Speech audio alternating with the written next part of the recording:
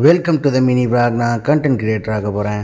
காலையில் எழுந்தவொடனே உளுந்தங்கஞ்சை குடிச்சிட்டு கடைக்கு போய் கடை வேலையெல்லாம் முடிச்சுட்டு கடையை பெருக்கி ஃபுல்லாக டீப் க்ளீன் பண்ணி அந்த வேலையை முடிச்சுட்டு வீட்டுக்கு வந்து குளிச்சுட்டு பிரேக்ஃபாஸ்ட்டு ஜூஸ் அண்ட் தோசையை சாப்பிட்டுட்டு செஞ்சு வச்சுருந்த ரைஸு சிக்கனு வெஜிடபிள்ஸ்லாம் மொத்தமாக போட்டு மிக்ஸ் பண்ணி கொஞ்சமாக பேக் பண்ணி எடுத்துகிட்டு ப்ரீ ஒர்க் அவுட்டுக்கு சிக்கனும் அந்த மிக்ஸ் பண்ணி வச்ச ரைஸையும் சாப்பிட்டுட்டு ஜிம்முக்கு வந்தாச்சு காய். ஜிம்முக்கு வந்து shoulders and calf work out இன்றைக்கி பண்ணலான்னு இருந்தேன். அதுக்கு பார்த்தீங்கன்னா ஷோல்டர்ஸ் மொபிலைசிங் அண்டு ஸ்கேப்பில் ஆக்டிவேஷன்ஸ்க்கு சில வேரியேஷன்ஸ் போட்டுட்டு அதுக்கப்புறம் ஒர்க் அவுட்குள்ளே போயாச்சு. ஒர்க் அவுட் பார்த்தீங்கன்னா இன்றைக்கி lateral raise and shoulder press super set slow and ஸ்டெடியாக மசிலை ஆக்டிவேட் பண்ணியாச்சு காய்ஸ்.